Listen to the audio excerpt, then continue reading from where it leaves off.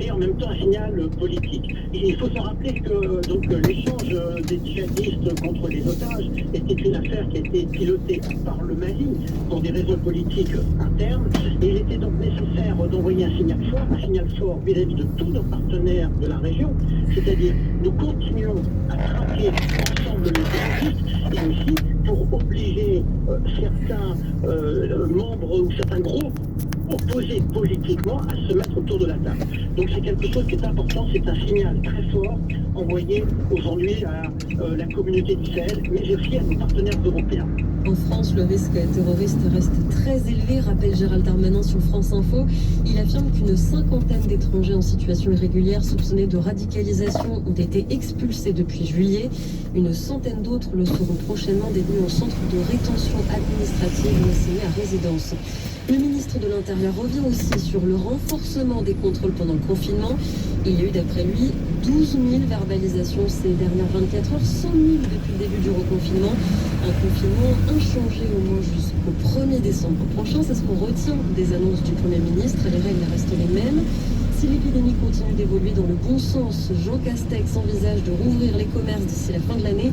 Rien pour l'instant concernant les bars et les restaurants.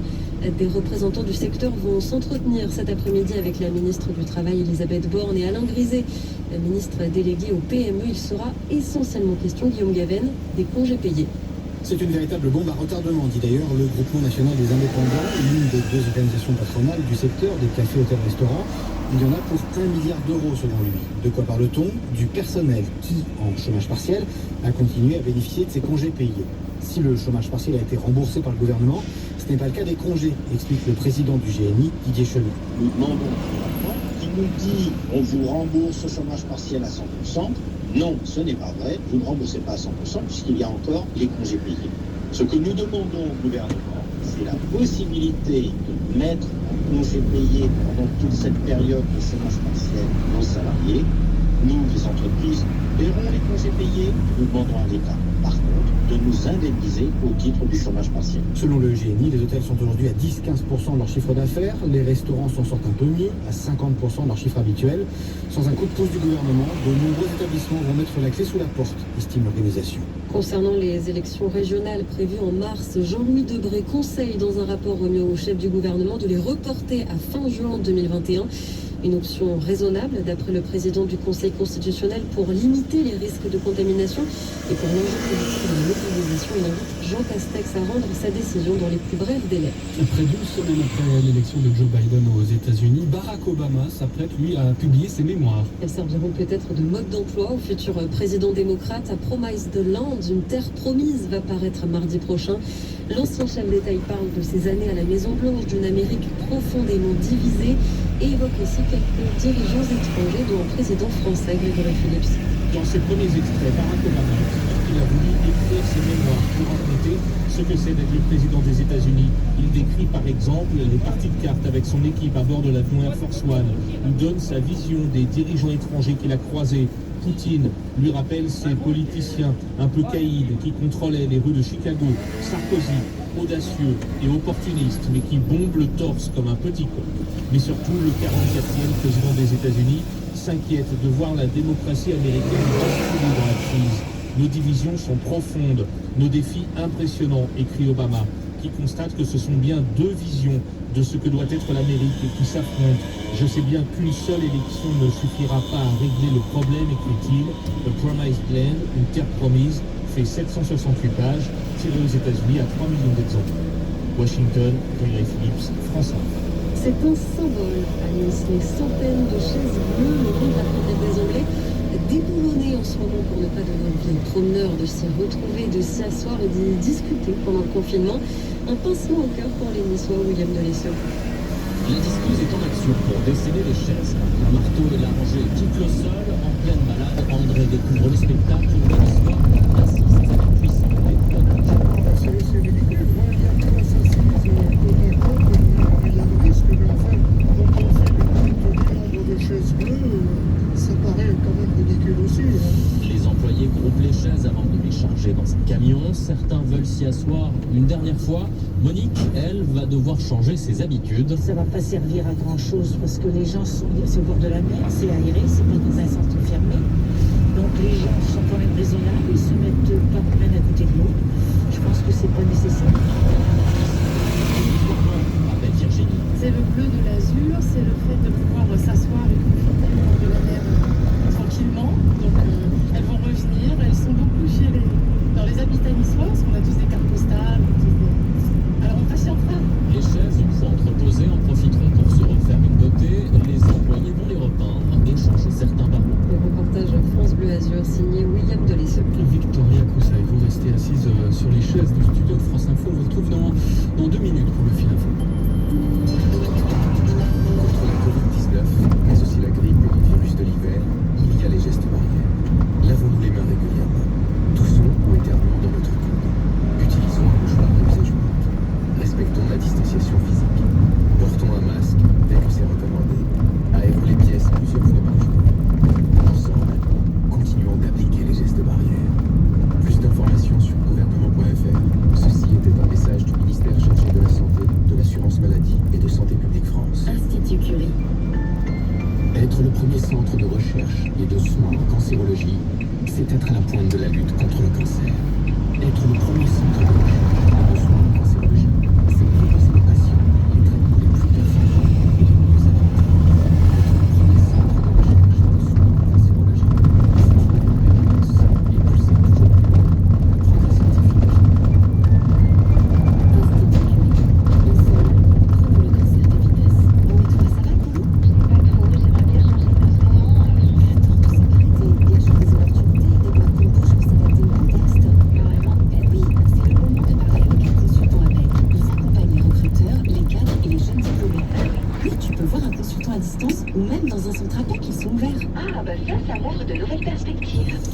Plus que jamais, l'APEC est mobilisé à vos côtés, à distance et dans nos centres. Rendez-vous sur apec.fr. APEC, nous rencontrer, c'est avancer.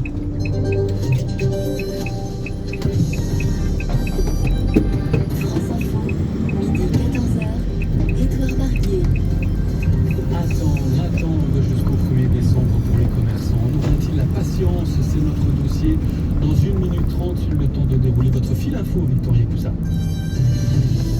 5 ans après les attentats du 13 novembre à Paris et Saint-Denis, des commémorations en comité restreint aujourd'hui.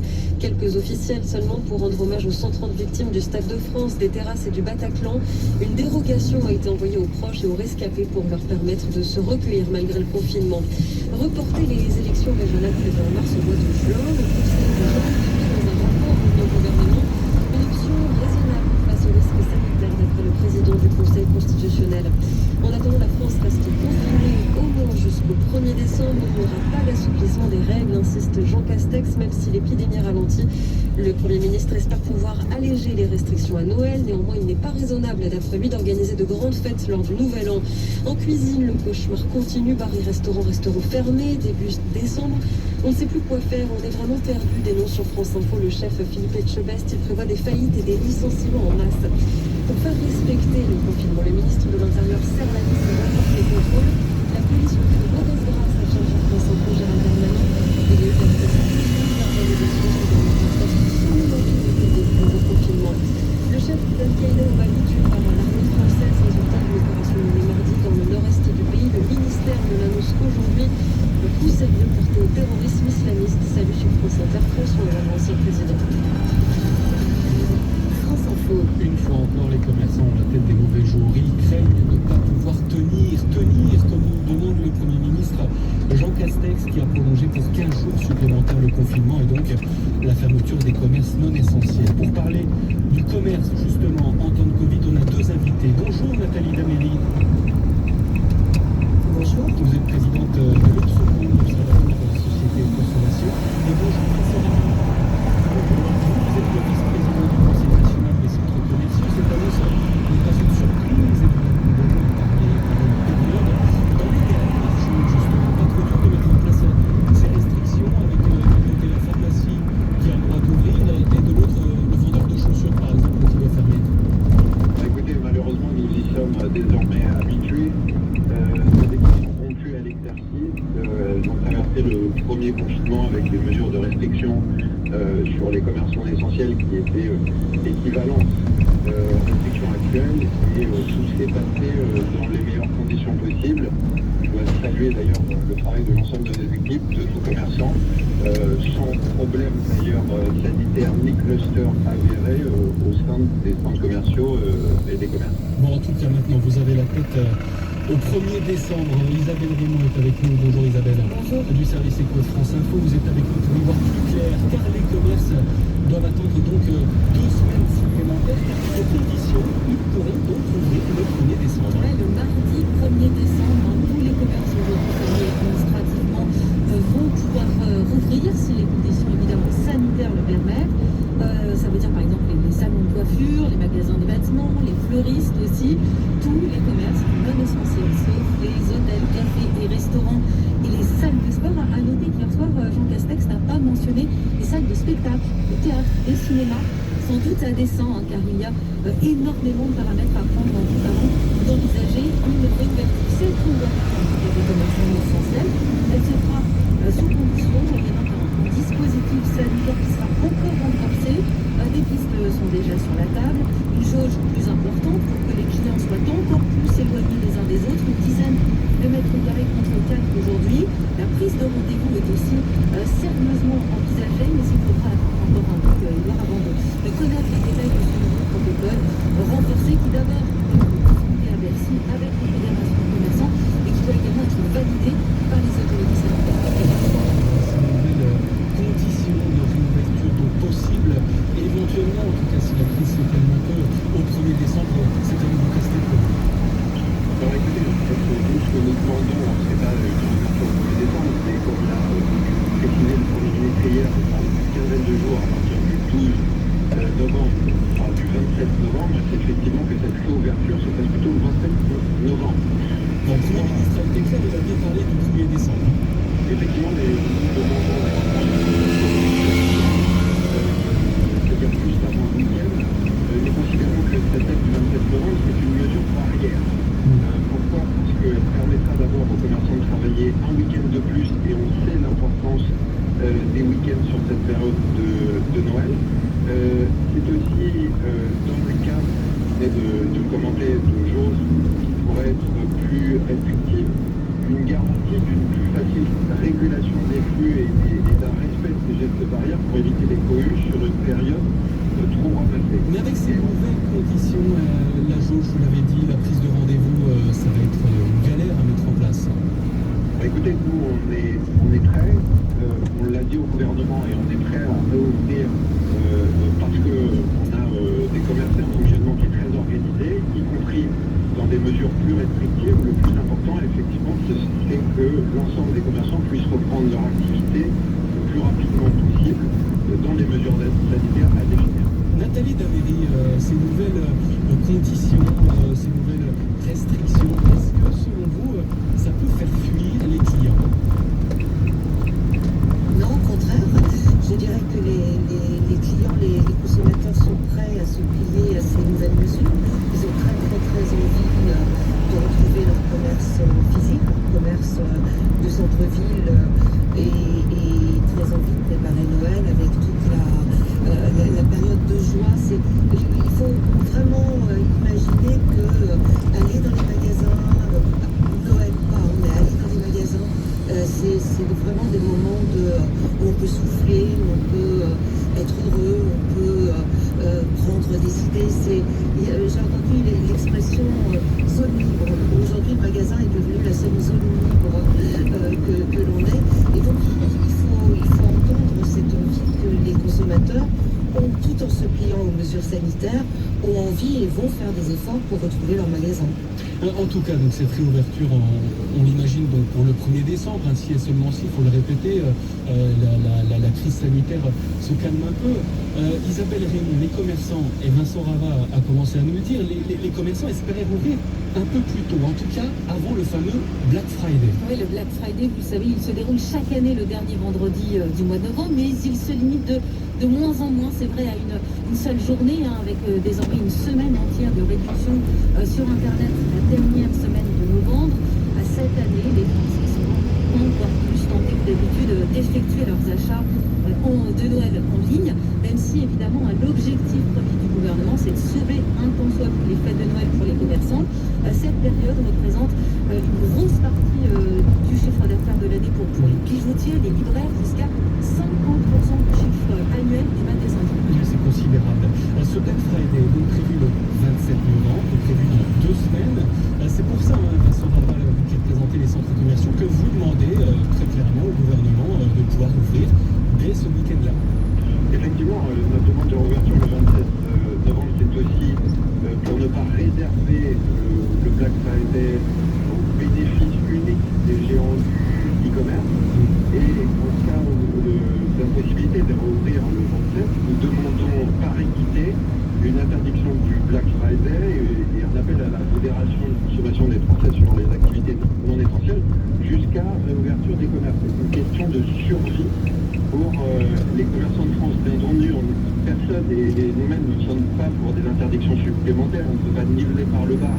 Mais clairement, ce qu'on voit, c'est que sans interdiction, les géants du e-commerce n'écoutent pas cet appel à la Fédération.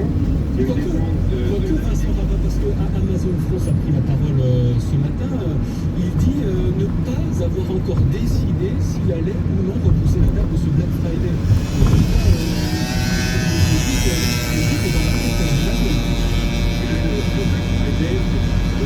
toute une campagne de communication précédant le jour de l'opération.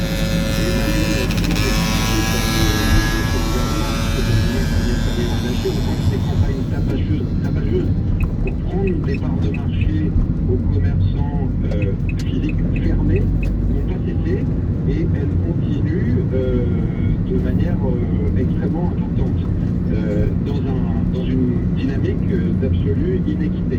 Donc si cette dynamique continue, effectivement, il faut arriver à la modifier en contraignant un report du Black Friday de manière à ce que les commerçants physiques puissent s'exprimer et sauver leur Noël. Votre demande en tout cas est très claire et on verra dans un instant que pour sauver certains commerces, il existe quand même le click and collect. On va demander à Nathalie Daméry si ça fonctionne, ce qui se passe en ce moment dans certains commerces. Mais d'abord on déroule le fil info midi 20 et c'est avec Victoria Coussa.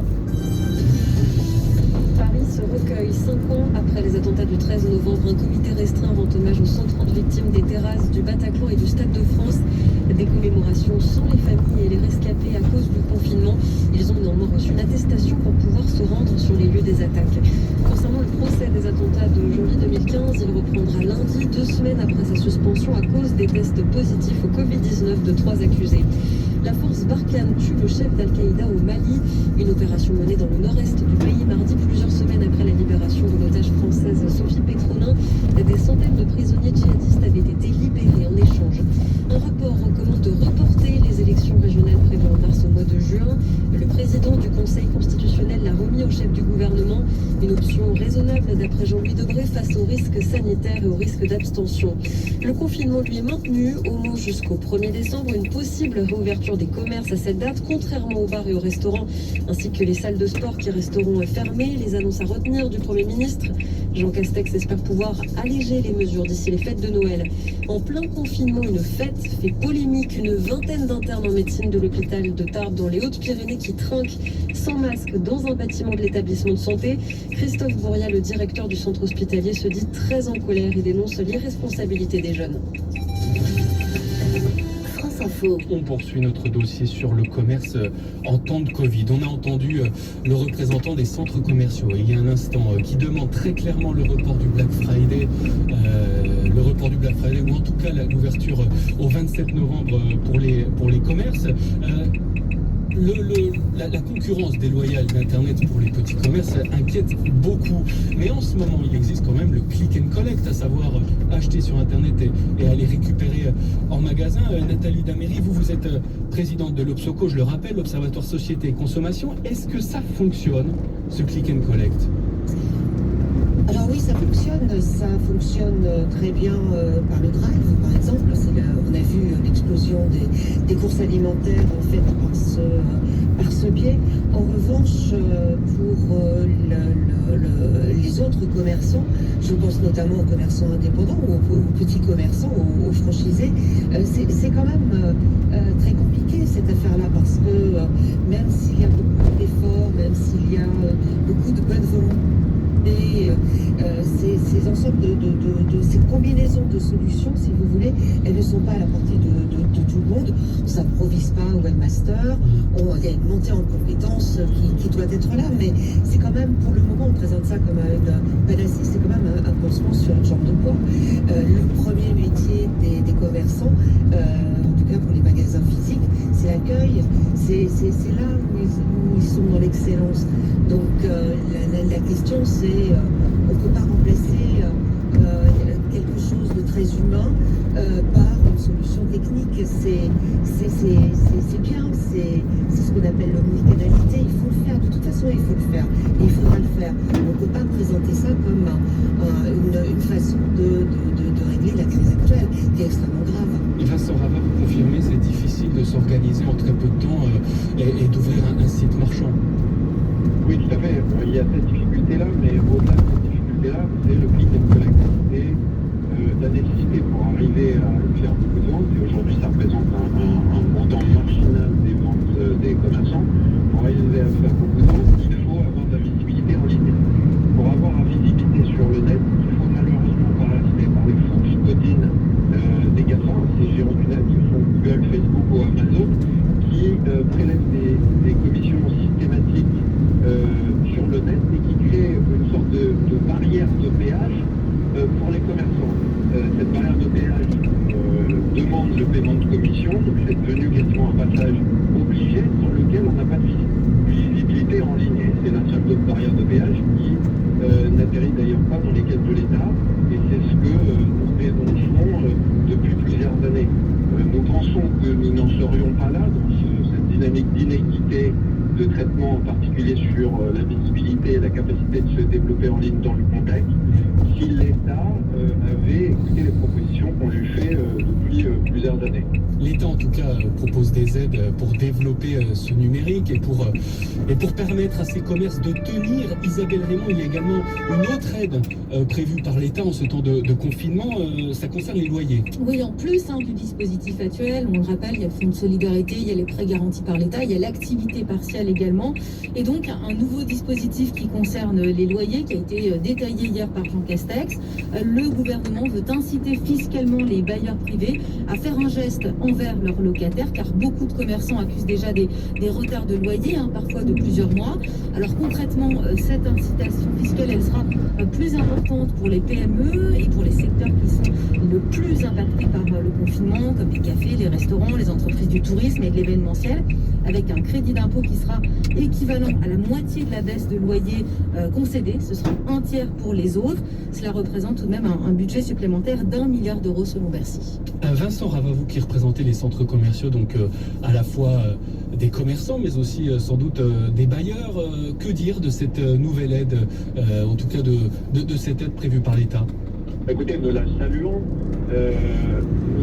L'ensemble des bailleurs, la fédération de bailleurs en France a déjà énormément contribué lors du premier confinement, à hauteur de quasiment 500 millions d'euros de report, dont la moitié d'annulation de loyer. Et à l'époque, sans aucune aide de l'État, nous saluons donc l'initiative du ministère de l'Économie et des Finances pour la mise en place de ce crédit d'impôt. Nous nous y associons. Nous avons signé un accord qui effectivement va permettre d'alléger les loyers des commerçants sur la période du mois de novembre. Ce sera bien entendu pas suffisant, puisque ce n'est qu'une petite partie du problème, l'autre étant la capacité des commerçants d'écouler leur stock et donc de reprendre rapidement leurs ventes dans un contexte d'équité le plus large possible. Est-ce que ça permettra de tenir, pour reprendre ce verbe qui est si souvent répété par le chef du gouvernement? C'est ce que je vous ai dit que non, puisqu'effectivement l'absence de paiement de loyer n'est pas suffisante. Les commerçants portent énormément de stock, ça a d'ailleurs été reconnu par Bruno Le Maire.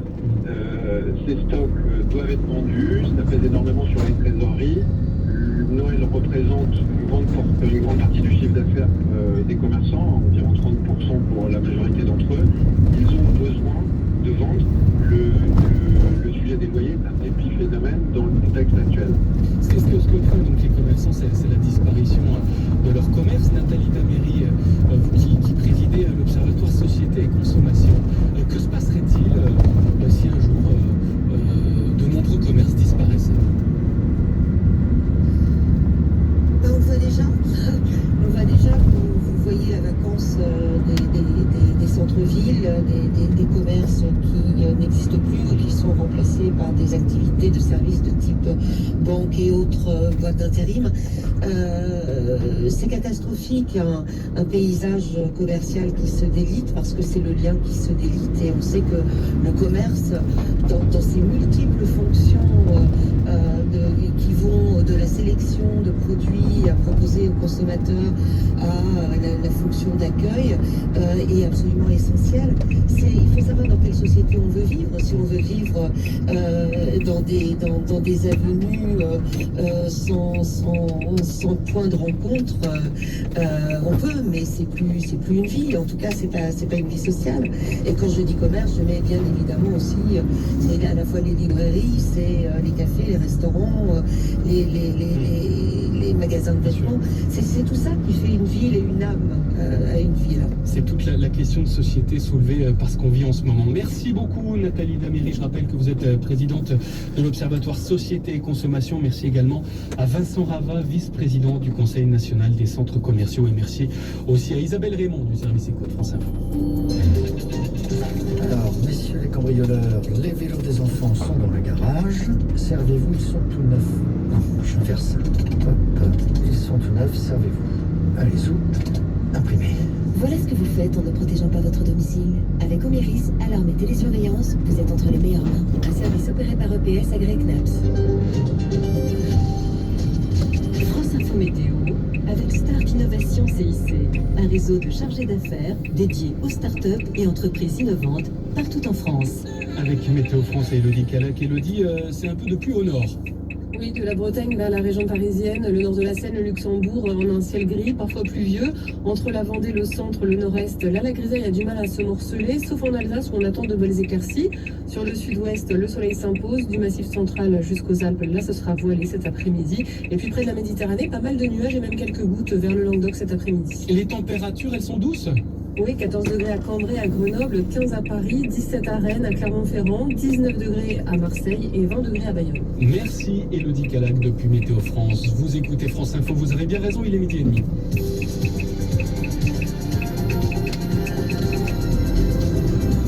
Et voici Yasmina Adila pour l'info. Les commémorations des attentats du 13 novembre, 5 ans après les attaques qui ont fait 130 morts. Le Premier ministre Jean Castex, accompagné notamment de la maire de Paris, Anne Hidalgo, se sont rendus sur les lieux des attentats. Au Stade de France, devant les terrasses des restaurants et bars du Carillon, du Petit Cambodge, de la Bonne Bière, au comptoir Voltaire et à la Belle Équipe, avant de se rendre au Bataclan, des gerbes de fleurs ont été déposées et des minutes de silence respectées. Commémoration en petit comité, crise sanitaire oblige. Une crise liée au Covid-19 qui, on le sait, met en grande difficulté de nombreux secteurs de l'économie. Au lendemain de l'annonce de Jean Castex de maintenir la fermeture des restaurants au moins jusqu'au 1er décembre, sur France Info, le chef étoilé Philippe Etchebest demande au gouvernement un plan de survie avant un plan de relance. Le restaurateur envisage un scénario noir pour sa profession. On va être fermé à peu près jusqu'au 15 décembre. Il va y avoir une réouverture pour les fêtes de Noël, pour que les fêtes se passent bien. Et encore, on n'est pas sûr de rouvrir, nous, les restaurants et les bars. On n'est pas sûr de rouvrir. Et il va y avoir un reconfinement beaucoup plus strict à partir du mois de janvier. C'est ce qui se passe à chaque fois. Premier confinement, il y a eu les vacances. C'est parti dans tous les sens, la courbe est remontée. Il y a eu les fêtes de la Toussaint, c'est pareil, c'est remonté. Donc on confine, ça va baisser, et puis ça va remonter pour les fêtes. C'est les montagnes russes, et ça va être sans fin. Le chef étoilé Philippe Etchebest, depuis le début du reconfinement, 120 000 verbalisations ont été distribuées, annonce sur France Info de Gérald Darmanin. Les contrôles seront renforcés pour faire respecter le confinement, assure le ministre de l'Intérieur. Bridgestone à la recherche de repreneurs pour son site de Béthune après la confirmation hier de la fermeture de l'usine du Pas-de-Calais. 863 emplois sont concernés. Le géant japonais du pneumatique assure avoir identifié 10 opportunités, dont 4 projets bien définis. Yasmina Adila pour l'info.